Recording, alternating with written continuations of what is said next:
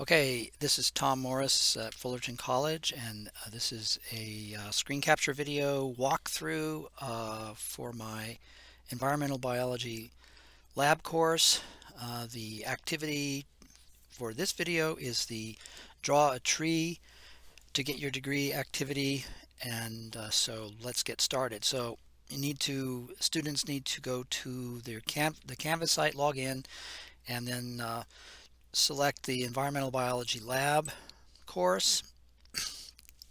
That takes you to the lab homepage, and we are going to be doing this activity here, draw a tree to get your degree. Um, so let's see. Let's click on the draw a tree instructions. This is for the Wednesday 8 o'clock section. That is my online section. So there's some instructions here. Watch the YouTube video. That's what I'm working on right now. So that'll be up later. Um, but you are going to need to download the document for the activity. So let's go ahead and do that, and because I'm going to walk you through that. Right. So you are going to be needing I recommend printing this out because there are places in the document for you to jot down answers to pre-quiz questions. I'll show you. Here's an example, or quiz, not pre-quiz, but quiz prep question. So you're going to want to print that out and so to answer these questions. I'll be talking with you a little bit later in a later segment on this video about these quiz prep questions. But what I want to do right now is sort of give you a brief theoretical explanation of the activity. So I'm going to go to page 2. Excuse me for scrolling around so much. I'm going to go to page 2. And this is a very important page in the whole exercise because the purpose of this draw a tree to get your degree activity is to help you refamiliarize yourself with the basic structure of plants. In this case, we're using trees, the basic structure of trees, and basic operations. So what it shows here, this drawing, what it shows is that you have two branching systems. One is above ground, this is all the branches and the leaves, and then one is below ground. When you see branching systems in nature and even in engineering, that usually is associated with some kind of an exchange system. So what I'm showing, that's what these notes are. What I'm showing here is that there's an operation called cellular respiration that where the tree is consuming molecular it's consuming molecular oxygen. I'm going to talk with you about this operation in a little bit, and making biological energy, in this case ATP energy, but it's taking oxygen out of the atmosphere. This is photosynthesis. It's where the plant is taking carbon dioxide out of the atmosphere. It's taking in water from the roots and stuff. So anyway, what this diagram shows is how the tree is interacting with the surrounding environment. Sunlight is being absorbed, carbon dioxide is being absorbed, oxygen is being absorbed. So I want to talk with you a little bit more about this reaction equation here, photosynthesis, and how I use the term fixed carbon, which is a little bit different. So, and I'm going to do a similar description and discussion about cellular respiration too, but let's start with photosynthesis. You've heard about photosynthesis. You've probably started learning about photosynthesis in 3rd or 4th grade. Here's basically how it works. Carbon dioxide from the atmosphere and water that's being pulled in through the roots and sunlight, which is a source of energy, produce a reaction or result in a reaction where these atoms get reorganized and make a substance called fixed carbon. Now, fixed carbon is a very, very generic term that basically fixed carbon. I'm going to draw a little diagram here. You take is a little 3-carbon chain. These are supposed to be carbons. Little 3-carbon chains strung together. That's the first product of photosynthesis, is a little 3-carbon chain. Now I call it fixed carbon because the carbon fixation in chemistry means to convert a gas into a solid. So in this case, photosynthesis is converting carbon dioxide gas into a solid. So this is a little 3-carbon chain of three carbon chain of fixed carbon. Now molecular oxygen here is released as a waste product, but we're not worried about that right now. Now the advantage of this 3-carbon chain, and I'm going to scroll to another page here, is that little 3-carbon chain, which is, I'm showing again, fixed carbon here. So let me erase all this stuff and I'll draw another little 3-carbon chain. This little, oops, that's too big. Let's try something smaller. This little 3-carbon chain, that's the fixed carbon here. If you take those little 3-carbon chains and then you link them together, so if you take 2 3-carbon chains and you link them together, you get another chain, but it's a chain, see if I can do this right here. It's a chain, you got oxygen here, that's then looped around to make a ring. And so this here is glucose. I should actually type that in, shouldn't I?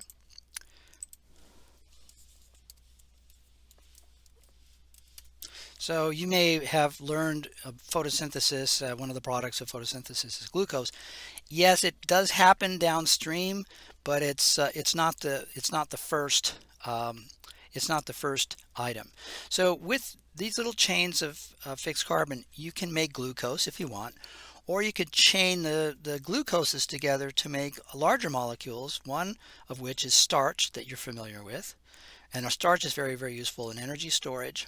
Or you could link the glucoses together in a slightly different way and you can make cellulose. And cellulose is structural material. We associate cellulose with wood. I'm going to knock on some wood here.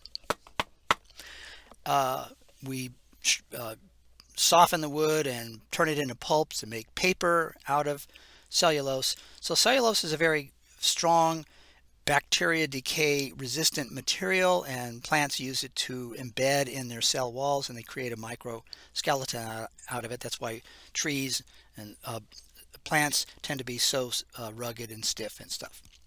So that with just carbon dioxide, water, and sunlight, you can make all the starch and all the cellulose you want, which is fine. But the problem is that in order to make a living tree, in order for the tree to grow, you have to add cells. In order to add cells, you need to furnish those cells with operational molecules. Like, for example, proteins and cell membranes and oils and waxes and DNA and pigments of various sorts, specialty molecules like chlorophyll and carotenoids, and then other specialty molecules like vitamins. But you can't make these molecules with just carbon dioxide and water. You need to have access to other types of atoms. In this case, I'm pointing over here, nitrates and I want to get my little drawing point. Nitrates and phosphorus, sulfates, magnesium, and many other more things. These are salts that are in the ground, and so these are absorbed by the roots. So if you take any combination of these nitrogen salts and phosphorus salts and sulfate salts and start adding them onto fixed carbons, you can make new types of molecules. For example, amino acids. You could take an amino acid, which can be a little molecule like this. You take one of the carbons that we would normally have in our little 3-carbon chain, and when you swap out and put a nitrogen on it, now you have an amino acid. So we've just taken the nitrogen from the nitrate salts out of the ground, we stuck that onto one of our little 3-carbon chains, and now we have an amino acid. So that's kind of the assembly process.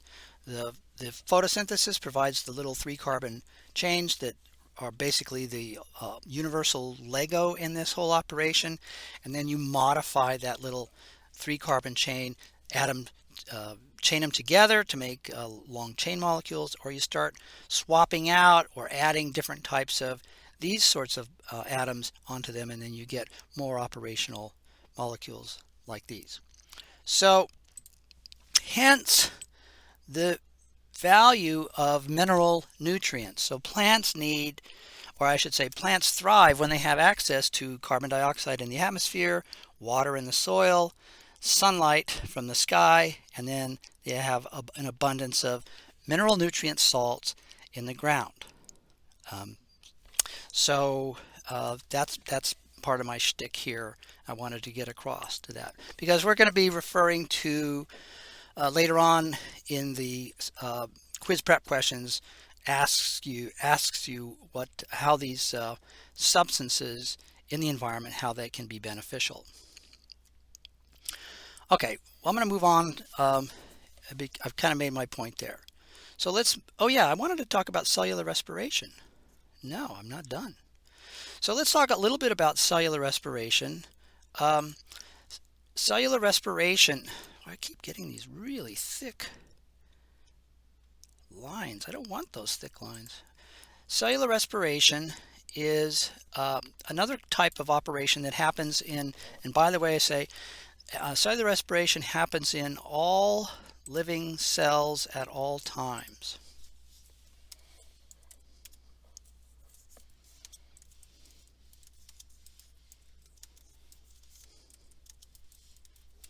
Where photosynthesis only happens in the green parts of plants, so the leaves that you can see, or if you're having a little flower in your garden, you know, the green stem of the garden, wherever it's green, photosynthesis is happening when conditions for photosynthesis are good, like in the daytime, when it's not too hot, not too cold, and there's plenty of water, then photosynthesis goes on. At night, of course, photosynthesis does not go on because there's no light. Now, cellular respiration is different. Cellular respiration happens in all living cells throughout the tree at all times. And that's a key point.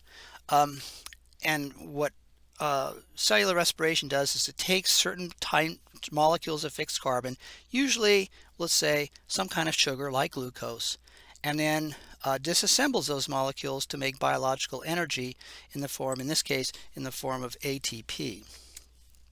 Which is, you can't see that. ATP, which is let's try this over here, which is a little molecule that stores a tiny little package of instantly usable chemical energy.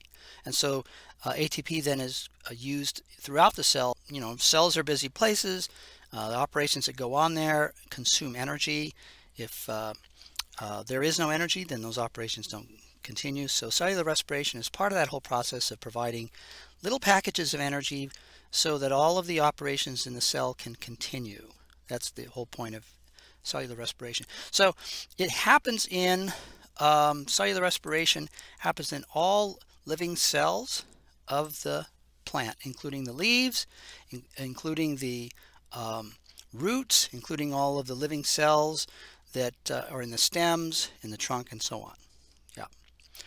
All right, and so it's just important to know because when we get to places, for example, like Upper Newport Bay, then we're going to really come back to these concepts because we're going to see situations at Upper Newport Bay where they're not really ideal.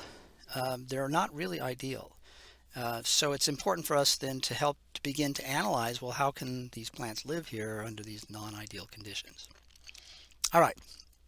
So with that, I want to move on to another topic real briefly. This is a topic about stomata. And here is a cross-section of a leaf. And I'm looking for my little crayon here. What it shows is these little pores. Let me zoom in a little bit more on. Oop, I can't do that. Little tiny openings on the interior of the leaf. And these little openings here that you can see, these are what are called the stomata. And the stomata are, it turns out they're performance features for leaves. Let me go down here and go over this larger diagram. And by the way, the stomata usually, not always, but usually and mostly occur on the undersurface of the leaf. That's where you find these pores that open up into these little cavities, and usually on the undersurface of the leaf. So what happens with stomata? What's the deal with stomata? Let's go back up here really quickly. Remember, photosynthesis over here consumes carbon dioxide from the surrounding environment. It gets water from the soil. The roots take in the water and deliver that to the leaves through tiny tubes up the tree. But then carbon dioxide is taken directly out of the atmosphere. It turns out when conditions for photosynthesis are really good and the plants are photosynthesizing like crazy, they start running out of carbon dioxide. So there's all this production pipeline, this assembly system that's sitting there waiting for parts, basically. So what happens when conditions for photosynthesis are good and there's a shortage of carbon dioxide in this production system of photosynthesis, the stomata open up, and that lets in air into the interior of the leaf. So what it does is it increases the surface area exposure of the leaf overall to the atmosphere. And what that does, because you have greater surface area exposure, that increases the leaves' carbon dioxide uptake. And as it increases this carbon dioxide uptake, it also increases photosynthetic productivity. So that's the good news about stomata. When conditions for photosynthesis are good, the stomata open up, increase your CO2 uptake, increase your photosynthetic output. The bad news is, or I should say the price, is that the interior of this cavity is moist, so that when it's opened up, that moisture tends to evaporate out of the leaf. So there's a price to pay. Not that the plant is making conscious choices, but as the stomata are opened, they increase photosynthetic productivity, but that also increases water loss.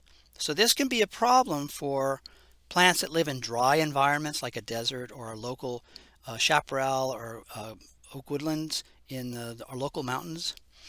That can be a problem because then leaves can be very expensive in terms of water loss. Okay, that's the point I wanted to make there on stomata.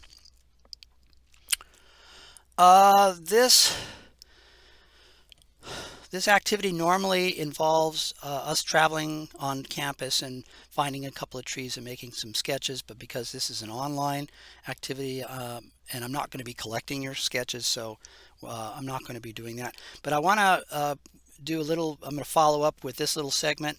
I want to do a little live action segment with and show you some parts of the tree, and then we'll also talk about these quiz prep questions. So, thanks. Hello, I'm Tom Morris at Fullerton College, and this video is for my environmental biology lab students. This is part of the Draw a Tree to Get Your Degree activity. So let me point out, in order to prepare yourself for this activity, you need to download, get access to, print out perhaps, this activity. It's on the Canvas site. It's called Draw a Tree to Get Your Degree.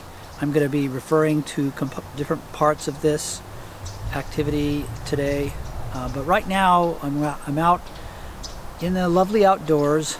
Unfortunately, you're not with me, but and I wanted just to, since we're talking about trees in this activity, I just wanted to, refer to and point to an actual tree. So I've chosen this lovely tree. It's a giant sycamore,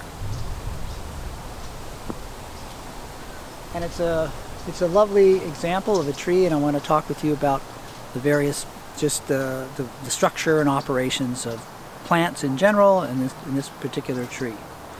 So plants are basically composed of two branching systems. One is above ground with all the leaves and the branches and so on that you can see. That's one branching system. And then another branching system is the below ground with the roots.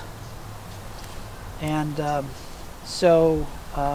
now each of those branching systems interact with their surrounding physical environment in different ways, because their surrounding physical environment is different. For example, the tree, or the leaves up in the branches and stuff, they collect three major components. They collect sunlight and carbon dioxide for photosynthesis, and then they collect oxygen to support cellular respiration. Now below ground, the roots, they collect moisture from the rain. This is moist soil, so it's been raining lately. And then also in this soil, there are salts in the ground. And some of those salts are useful, and we call those mineral nutrients. So the roots collect three kinds of materials themselves. They collect water, mineral nutrients, and molecular oxygen. And you might say, well, why do they need oxygen? Because the roots are alive, and the roots consume and use the oxygen to support cellular respiration. In fact, all living parts of the tree consume molecular oxygen to support cellular respiration. Now the leaves do something that the roots don't do, and the leaves perform photosynthesis. So photosynthesis is that operation where carbon dioxide and water use sunlight to make little chains of fixed carbon, and then they dump out oxygen as a waste product. So photosynthesis happens in all of the green parts of the plant. In this case, this leaf is an example. Now the leaves are also doing cellular respiration, but what makes them different from the roots is they're also fixing carbon by photosynthesis. And while I have a leaf here, let me talk with you a little bit about it, because there's little structures on the undersurface of the leaf, and you can't see them here, but they're little tiny pores, and those pores are called stomata. And the stomata, what they do is they open up when conditions for photosynthesis are good. They open up, and what they do is they let in more carbon dioxide. Like on a sunny, moist, warm day like today, it's perfect conditions for photosynthesis.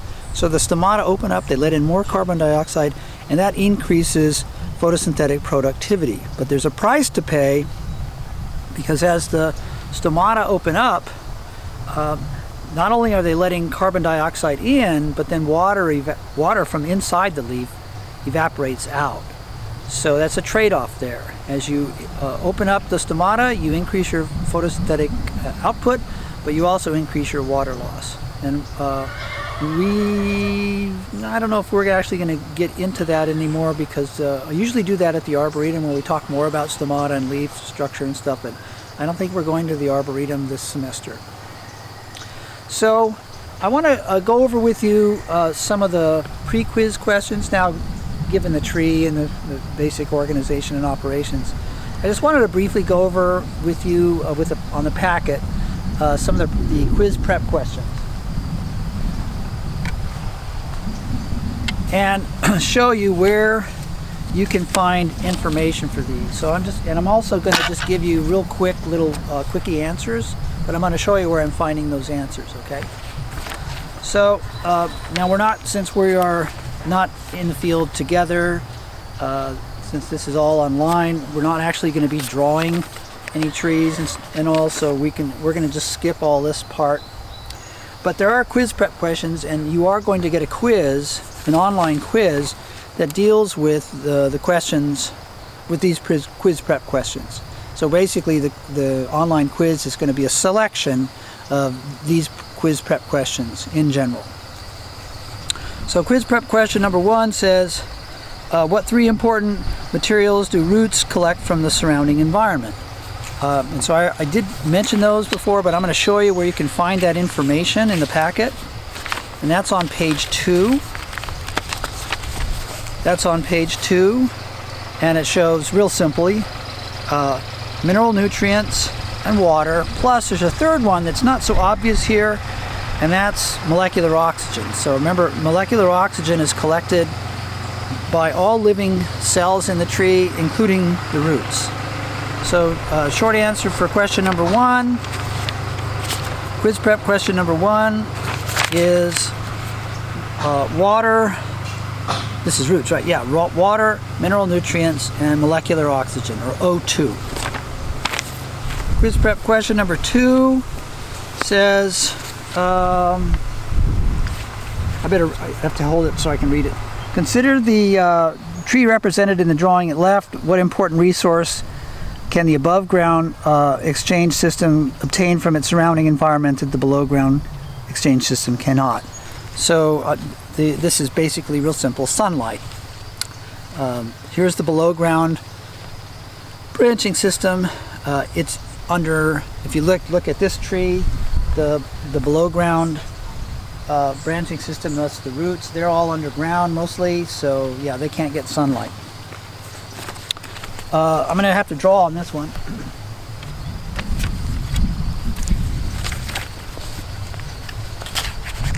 So quiz prep question number 3 says, draw a single arrow to indicate the main path of water flow in the tree, through the tree and out the tree. And so this is a key point, because it turns out water, all the water in a plant, in the trees, they all enters through the roots. Even though, like, we've been having some rain today, you think, well, the leaves get wet and then the water is absorbed through the leaves. Well, it turns out that isn't the case. The water does not enter in through the leaves at all. In fact, the leaves are the main site of water loss because of the stomata. So if I was going to draw a line to represent the flow of water, it would go like so, entering in through the roots from the soil, traveling up the tree, and then eventually out the tree through the stomata in the leaves.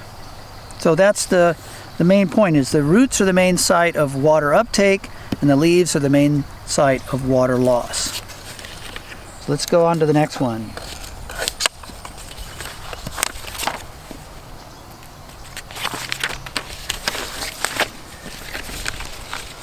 So I mentioned stomata. Here's a little sketch of stomata. So the question is, draw an arrow to represent the escape of water from the leaf below. Be sure to distinguish between the leaf upper surface and the leaf under surface. So this is a side view representation of the leaf. And these little objects here, these little pores, represent the stomata. So in this case, water evaporates out of the stomata. Now, it's not dripping out, it's just evaporating out.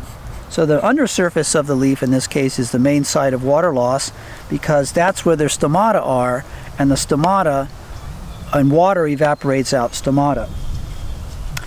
All right, question number 5. Why does the leaf tend to lose more water from one surface than the other? Oh, okay, so I just answered that question. 3 parts.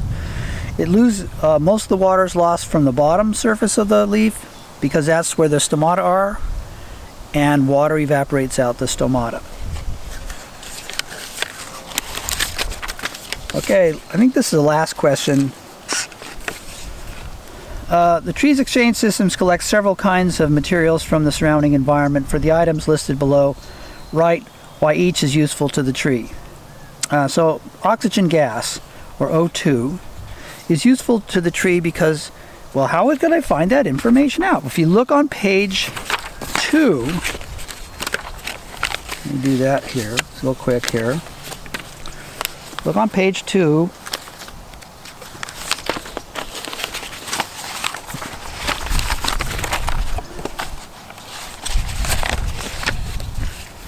It shows you the utility or the usefulness of all of these components. Sunlight is an energy resource for photosynthesis.